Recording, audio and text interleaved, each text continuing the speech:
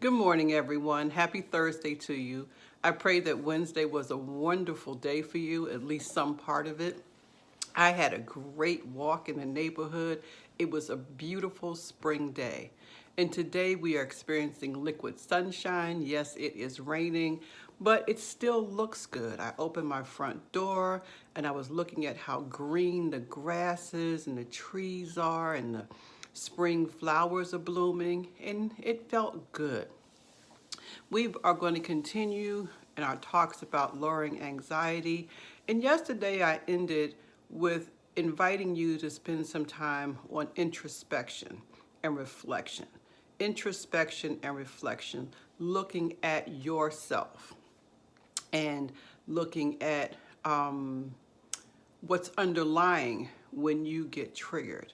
Well, today I want to expand or maybe add a footnote or subtext to that particular theme, and the idea of, for some of us, because of low self-esteem, because of lack of self-confidence, because of the negative messages we've been told all of our lives, sometimes if we attempt to do introspection or self-reflection, it becomes just a beat up fest.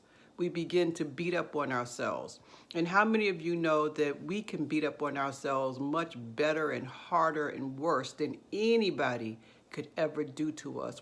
Sometimes we can be so hard on ourselves. And so, where does that come from? It comes from having really high standards, having expectations that are impossible for anyone to reach, and that desire to be the best and having these high expectations comes from underlying not wanting to ever feel like you're not in control. The need to be in control, the need to not feel vulnerable, the need to not feel like you're dependent on someone else, the need to try to hold everything together. But how many of you know that that never really gets you what you want? What it results in is, on the outside, the mask that we wear when we interact with other people, we may appear to be very well put together. We may appear to have all of our stuff in place. We may be well groomed. We may speak well. We may be experts in whatever we're talking about. But inside, that little kid inside who never got what they needed is very much still feeling very frightened, very alone, very full of doubt, full of fear, full of shame, full of guilt, and very, very low self-esteem. And so what we do, because we don't want to be found out, we wear different masks, and we try to make sure that only people only get to see certain parts of ourselves. And I would invite you to consider the part of yourself that you show people at work is the part that you want them to see. The part that you may show your friends. And it depends on which grouping of friends. Some of your friends get to see one part of you. Some grouping of your friends get to see the other part of you. And if you were really good about trying to maintain control of your life, you may have particular people who you go to for particular things because you know they will affirm you, even in what I'm going to call your foolishness. But that's a whole nother situation. Well, let me talk a little bit about that. At one point in my life, I had two friends, and they're still good friends of mine, but we all lived in the same city. And what I knew to be true, or what I consciously, sort of unconsciously was doing, was if I wanted a particular response, if I wanted someone to agree with me, I knew I could go to one friend. Let's call her Sally. No matter what I said or did, Sally had my back. She agreed with me, and that made me feel good. Or she saw it from my point of view, let me put it that way. And she would always affirm my point of view. But then I had another friend, we'll call her Linda. If I went to Linda about something, she was not necessarily always affirming my decisions or affirming my thoughts, but she would challenge me.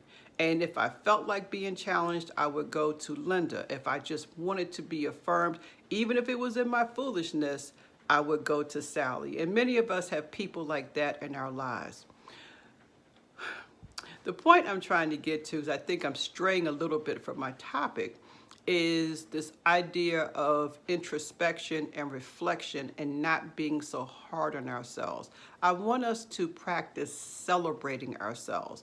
A lot of us really have no practice in honestly celebrating ourselves. We may visibly celebrate those things that others say about us, but deep inside, we don't believe it. Persons may say, oh, you're so pretty, or I really like the way you do this and that. And on the surface, we're like, oh, thank you. But deep inside, we're thinking, they don't know what they're talking about. They just trying to make me feel good. They're not telling the truth. Some of you know what I'm talking about. Not necessarily feeling inside like someone who has worth. And so what I want us to practice today, if you choose, is I want you to do a simple exercise, which is I want you to take a piece of paper and I want you to write down 3 things that you like about you. I'm not talking about that you like God or things that you like in your life. The 3 things that you like about you. Do you like the fact that you are happy? Do you like the fact that you are a good listener? Do you like the fact that you're pretty? Do you like the fact that you have pretty feet? Do you like the fact that you can run really fast? I want you to write down 3 things that you really like about you. And if you have more than 3, go for it. But 3 things that you like about you, 3 things that you can write down of how you can celebrate you. And then I want you to write them in the form of an affirmation. I am fill in the blank. I am a good listener. I am very intuitive. I am kind. I am pretty. I am in shape. I am out of shape. I am just the right complexion. I am whatever it is for you, write it as an affirmation. So 3 things, 3 ways that you will celebrate yourself. And then when you're beginning to feel down, when you're beginning to feel anxious, I want you to repeat your 3 affirmations to yourself. Repeat them in the morning when you wake up, repeat them in the evening before you go to sleep, and repeat them during the day as needed. If you're willing, I would love to hear what some of your affirmations are. And if not, that's okay also. But please, I invite you to do this exercise for you, because this will be extremely important in helping to build up our own, what they call ego strength, to build up our own sense of awareness, to build up our own emotional muscle. So as we begin to work with how we interact with others, we're coming from a firmer foundation. Have a wonderful day on purpose. Know that I love each and every one of you, and see you tomorrow. Bye-bye.